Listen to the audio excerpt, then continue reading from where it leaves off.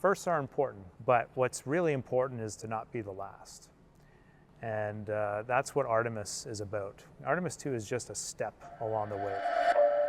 Hello everyone, I'm Michael Serapio. Colonel Jeremy Hansen will soon occupy a special place in Canadian history. A former fighter pilot with the Royal Canadian Air Force and currently an astronaut with the Canadian Space Agency, in 2025, Hansen is slated to become the first Canadian to go to the moon. It's part of NASA's Artemis program, and it picks up where the Apollo program left off in the 1970s. The mission to establish permanent stations on and around the moon, and for Hansen to inspire Canadians to reach for the stars. Here now is my conversation with Colonel Jeremy Hansen in Profile. So I have to start because we're sitting here in the museum and there we have a CF-18. What's it like to see a plane that you flew for about a decade?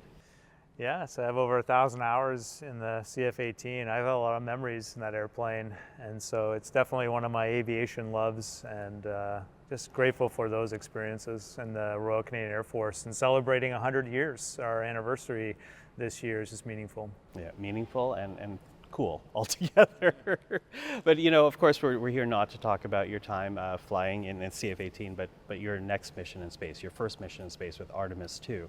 And you know, without a doubt, the year started with a disappointment because your mission was delayed. It was meant to be sometime in the fall. It's now said to be no earlier before September of 2025. But you're not disappointed by that judgment. Why? Yeah, I do understand why people are disappointed because, like everybody, I want to see humanity accomplish big goals. But from our perspective, we actually are seeing goals being accomplished even while we're still on the ground. And that just felt like the right decision for the crew. We learned some things about our heat shield in particular from Artemis 1. And since then, a lot of testing has been done. We're using this extra time to understand it, to characterize it better. That obviously will add to our safety and how we manage that heat shield. But I think the big win here is that we actually know something now that we didn't know. And that's what exploration is all about. And this will inform exploration for decades to come, what we have learned from this heat shield investigation. Yeah, and without a doubt, as you say, it's because of the Artemis 1 mission that safety issues were pointed out, potentials for it that's now being addressed. You know, I think sadly, when we think about Challenger or Columbia, we forget how dangerous space travel can be, but we have these reminders from time to time. Does that ever worry you? I wouldn't say I worry about the risk of space exploration, but I'm very aware of it. And it's not that I don't get scared. I will have moments of fear. I've learned to deal with fear through my training with the Royal Canadian Air Force as a military member. However, we do take calculated risks in the space program. And the way a risk works is you look at it and you say, is this a probable thing to happen or not? And if it happens, is it severe or inconsequential? But no matter which the level of risk is, you are accepting a risk, and that means it could happen. And we use terms like loss of mission, loss of crew. Loss of mission means maybe we wouldn't be able to complete our mission and fly around the moon, but we would survive. Loss of crew means you perish in space, and that is a reality of how we're looking at these risks. And it's something that I think is very important to prepare humanity, that when we go do these missions, you can have a loss of crew. And it's not that we accept that, it's that you still have to move on. You still have to keep going. The only way to honor the sacrifices of Challenger and Columbia is not to stop, it's to keep going. That's how we honor those sacrifices. So happy for the decision being made to delay the mission over safety concerns. Still, with this decision though, you are delayed and you've already been waiting more than a dozen years to go into space. Has that waiting been hard? I don't think many people would resonate with me saying that having to wait a period of time to fly in space is a hardship. But it is an interesting thing to look at from the point of view of expectations, and so how we as humans manage expectations. I definitely would have loved to have flown already. I love the idea of flying in space, and so offered the opportunity to go, I'd say yes to any mission. However, I just have to frame that differently. I have to look at it and say, how lucky I am to have this opportunity, even if it comes after a certain period of time. I feel very fortunate. I get to go do something that is a dream that I've held for many years. Since I was a young child, I dreamed of exploring space. And now I'm on the cusp of realizing that. But I also want to point out I haven't been waiting. I've been working. And I've often looked at this experience that I've had as if I had to choose between all of my astronaut training experiences and knowing that I would never fly in space, would I still do this? And I would. If you asked me today, would you sign up to be an astronaut even though you know you're not going to fly in space? I'd absolutely do it. It's such an amazing job. I've had the most tremendous opportunities. I've explored the Canadian Arctic and under the ocean, and I've seen teams of people tackle huge problems, and it gives me hope for humanity's future. There's just been so many fulfilling opportunities that I'm just grateful for the ride. Well, we'll talk about the opportunities in a moment, but I do want to dig in a bit more about Artemis, a mission ultimately in 3 separate missions, Artemis 1, 2, and 3. You're part of Artemis 2, the first manned mission to the moon that will orbit the moon itself in 50 years. But talk to us about Artemis in general. Overall, what is the program trying to achieve? If you go really big picture, looking at the Artemis program, we're trying to get to Mars. We actually hold that lofty long-term goal up against everything we're doing to see how does it inform our decision-making, the infrastructure we create now. Are we buying down risk to eventually send humans to Mars? So we actually hold it against that litmus test. Of course, the next step for Artemis is the moon. And we know there are many objectives we can obtain and test out on the lunar surface and in the vicinity of the moon. We're going to build a gateway space station around the moon. We're trying to generate a lunar economy to support future exploration into deeper space. We have science objectives during the Artemis program. We want to go to the south pole of the moon, a place we've never been before, a place we believe has water in the form of ice trapped in some of the permanently shadowed craters. Which would make a permanent base easier to achieve, correct?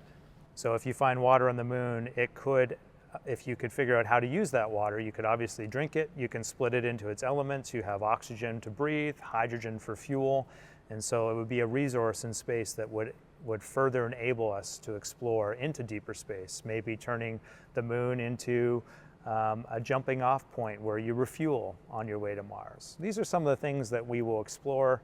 If they're true and we can find the technology to leverage these resources, it could change how we solve some of the bigger challenges of going to Mars.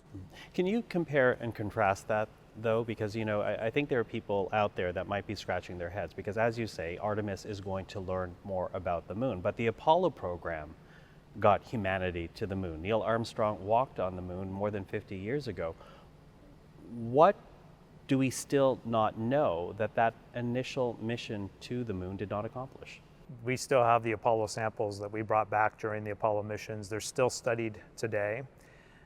And when you speak to geologists right now, they're super fired up about going back to the moon because they have more questions and answers from the samples we have. There are still mysteries to uncover from the moon, things to prove out. I've often heard these geologists refer to the moon as the Rosetta Stone of our solar system. It just has different information on it. On Earth, it's been eroded by the rain and the weather and all of those, the volcanoes and the lava. The Earth has been recycled time over time, but the moon is a time capsule. And we've only visited a really small area of the moon. It's a huge place. So there's lots more that we'll learn. Things we probably don't know yet, which is kind of always fun to imagine. One of the benefits of exploration is just to go and figure out what is it that we're missing. As I said though, Neil Armstrong landed on the moon, and yet Artemis has taken a choice to one, make it to the moon with Artemis 1, orbit the moon as you will do with Artemis 2, and then finally land in Artemis 3. Why do it in 3 phases rather than just picking up where Neil Armstrong left and actually landing on the moon? You really have to understand how you work through a testing and development program to realize why we have the architecture we have. It's actually a pretty aggressive architecture. So we're creating new vehicles, new infrastructure to go back to the moon. They're not just replicas of Apollo. They're nothing like Apollo. The capsule, for example, is much larger. We can hold a crew of 4. for just one example, which means it got larger, which means the heat shield technology had to change, which brings along new challenges for us. We need more energy. Apollo reached its absolute maximum just getting to the equatorial regions of the moon. It had nothing else left to give. But we want to go into other orbits. We want to go into these orbits that will support our Gateway space station. We want to go to the South Pole of the moon. But these things take more energy, so we needed to build a new architecture to do that. Anytime you change the architecture, you have to start from scratch. We certainly bring all the lessons of Apollo into the discussion today. We learn from Apollo, and we go back and we revisit Apollo all the time to make sure we're picking up where they left off. But we're trying to do more than they were capable of doing, which means we have to test. And so Artemis 1 is sort of like the first missions of Apollo, where they were testing rockets on crewed. Apollo 7 was a flight just around Earth, in Earth orbit, which we're not doing. We're sort of doing Apollo 7 and Apollo 8 in Artemis 2, where we'll spend one day in Earth orbit, but then we will fly around the moon on Artemis 2 to test out that capsule. And that's the first time we put humans on that vehicle. When you leave the protection of Earth and go into deep space, you're committed to the entire journey. You just can't turn around and come home. And so you actually want to have that experience operating the capsule in Earth orbit before you leave for the moon, which we will do on day 1 of our mission, for example. Mm-hmm. Now, when that happens, you will be the first Canadian to go to the moon. You'll be the first non-American to orbit the moon. What does that mean to you, to have those distinctions and those points in history that people will always know that was Jeremy Hansen? My colleague and crewmate Victor Glover said this first to me, and it really captures, I think, how we view it. Firsts are important. They're important milestones to recognize. This year we're celebrating the first Canadian to fly in space, Marc Garneau, 40 years since that milestone. But what's really important is to not be the last. And that's what Artemis is about. Artemis 2 is just a step along the way. We are trying to get humanity back to the surface of the moon. We're trying to get humanity off to Mars. What I want to reflect back to Canadians is it is significant that we will be the second country in the world to send a human into deep space. That's a reflection of our capacity, of what we have to offer the world. We have gifts and genius. We innovate, and we should maybe lift ourselves up a little bit and remind ourselves that we can do some extraordinary things. But now we need to take Artemis 2 and now use it to imagine, what are we going to do next? When will we see a Canadian walk on the moon? And these are all things that are possible for Canada to do. At the same time, being strategic on how we choose to show up in this international partnership, how we leverage the opportunity to create inspired solutions for problems that face us as Canadians on the planet, that we can use with our internationals in space to create these opportunities. Yeah, that's interesting, because it's almost what you're pointing to is that Artemis has to be more than just a spectacle. It has to be a moment of what, inspiration? I definitely would like Artemis 2 mission to remind Canadians that they have a lot of value to give to the world, and by setting big goals as a country, we will bring great minds together, and we will create incredible solutions that are valued on the international stage. That is why we have a Canadian on Artemis 2, is because we, decades ago, had the vision to create space robotics. First country in the world to create a system that would work in space. And now we've continued to evolve that technology over the decades. Literally thousands of people have contributed to this, and we can show up on the world stage and deliver a new solution for deep space robotics, which is a much bigger challenge. But we have the confidence to take that on. And that's why we've been invited to have a human on Artemis 2. But now what are we going to do next? And what are the next big challenges that we should take on as a country that will help us with our lives here on the planet, but also in space?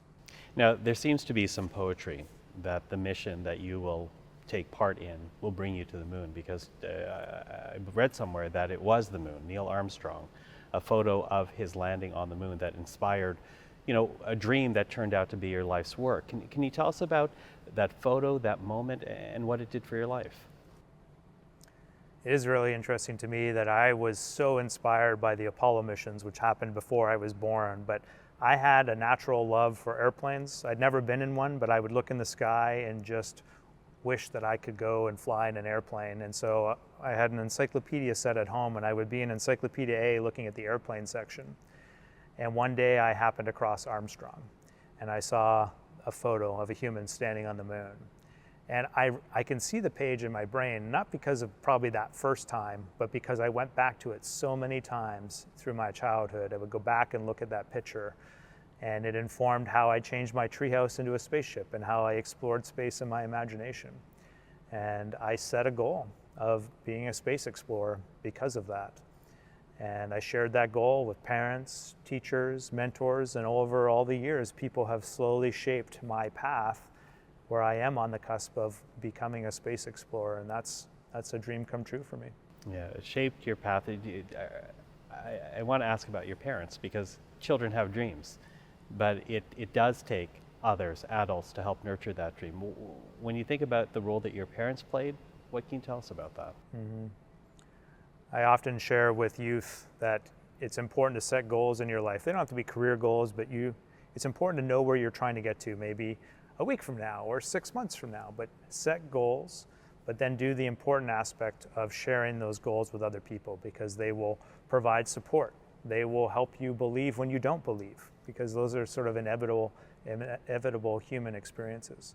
In my case, I know I was very fortunate. I had supportive parents who encouraged me, who took me to the Kennedy Space Center. I had that privilege of support and that belief that things like that were possible. When I was growing up, Canadians were flying in space, and I imagine that informed my parents' thinking that maybe this is possible for our child. Maybe we take for granted today, but we are lucky to live in a country that is so forward-thinking, avant-garde, and provides the opportunities for our population to contribute in these really huge goals that humanity has with respect to space exploration, as just one example.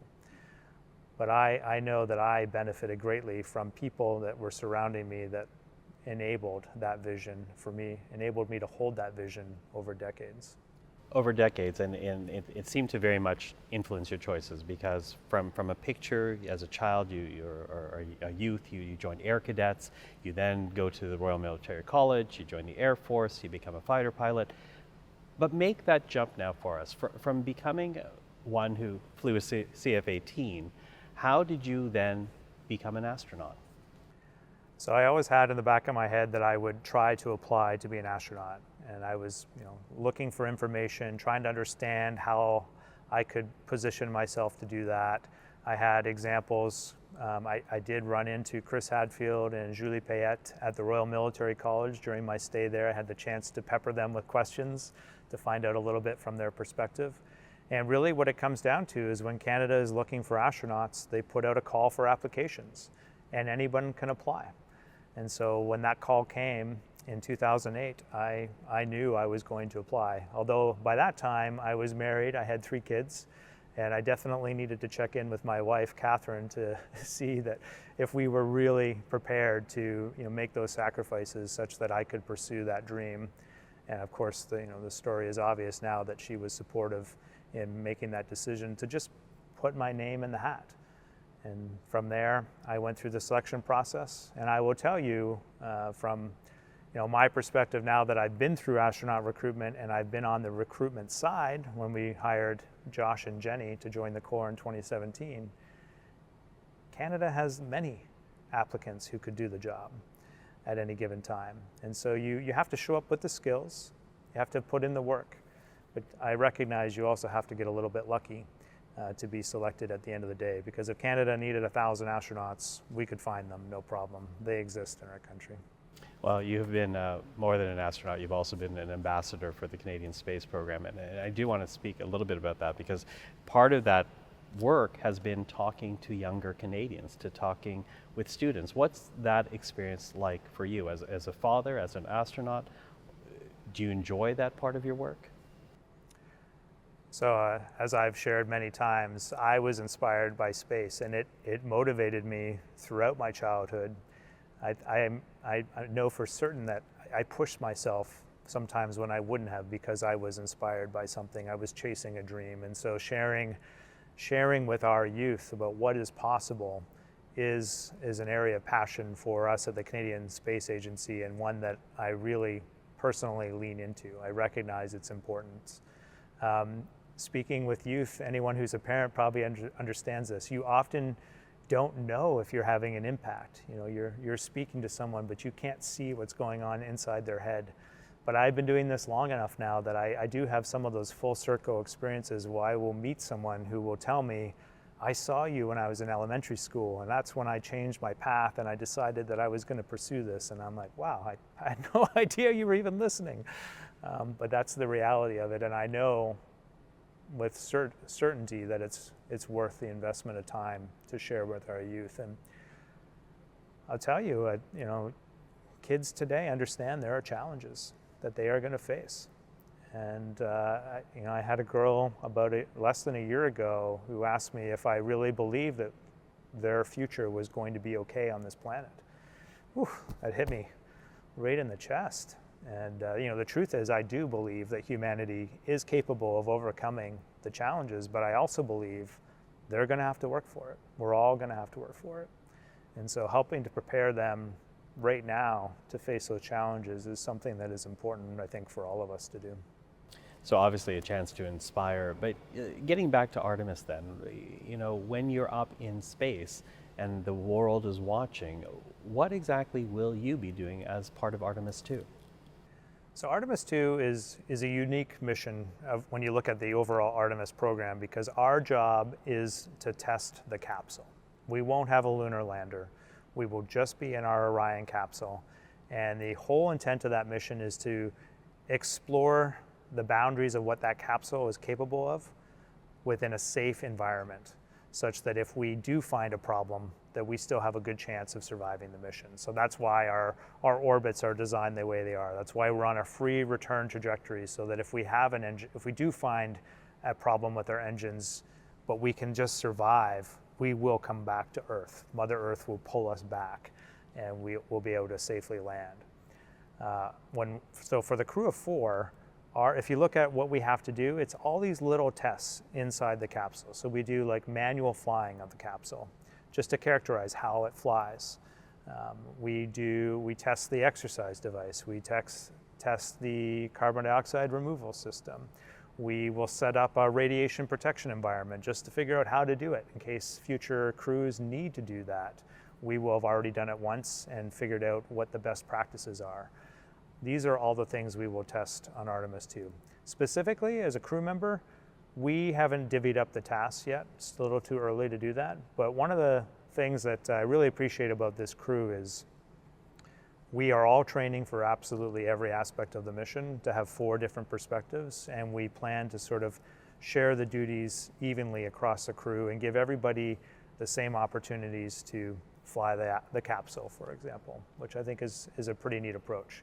The only thing that is known for sure is that for launch and entry, Reed and Victor will be strapped into the commander and pilot seats, and they'll be at the controls. So for those portions of the mission, if any manual inputs are required, those are the 2 that will do it. But once we get to space, we actually get rid of the seats. We don't need them anymore, and we can all swap roles equally throughout the mission. Okay. You talk about trajectory and the unique ones that you'll be taking during this mission. And one interesting aspect of it is this discussion that you will most likely have an opportunity to see an Earthrise. Can you talk to us about the significance of that? Yeah, about the midway through the mission, we will pass around the far side of the moon, and as we come out the other side of the moon, we will see the Earth rising over the edge of the moon. We can't predict our lighting conditions, because that depends on which day you launch, what the phase of the moon is, what part of the moon is lit up. So it'll change how it looks to us, but we will definitely see an Earthrise from the other side of the moon. And I think that is an extraordinary opportunity to see with my own eyes. But what I also hope is that during that time, that humanity will just pause for a moment. We'll obviously be taking images and video, and we'll be sending them back. And those images and video will be taken by human hands. And I hope that humanity will just pause for a moment and just be reminded that we can create incredible solutions when we set big goals as a human race and we work together to achieve them. I think it goes without saying, but humanity's future is dependent on collaboration. Our ultimate goal has to be collaboration as a species. We are not doing that today. We are failing against that metric today on this planet. But I think it's just part of our evolution. Originally humanity thrived because we learned to work together in small groups, and then villages and cities, then countries, and now we're in our infancy of working together around the planet. And the space program is an amazing and visible example of creating that collaboration, that model to work across borders. We're not there yet, but that needs to be our ultimate objective. We need to get everyone on the Earth working together. Before you go, I do want to ask one last question of you, though. When you return to Earth, it will essentially be a completion of your life's dream. Are you prepared for that moment? I think it's a great question, because I have considered it a little bit, and no, I feel ill-prepared for that moment at this point in time. But I think that's a normal human experience. And right now I'm really busy. I have to be focused on surviving that mission, making sure myself and my 3 crewmates come back alive. My focus has to be very much on the present moment. And I'll have to worry about what's after when we get to that point. And I think that's just the reality of the situation. Jeremy Hansen, best of luck on the mission. Really appreciate the time. Yeah, it's my pleasure.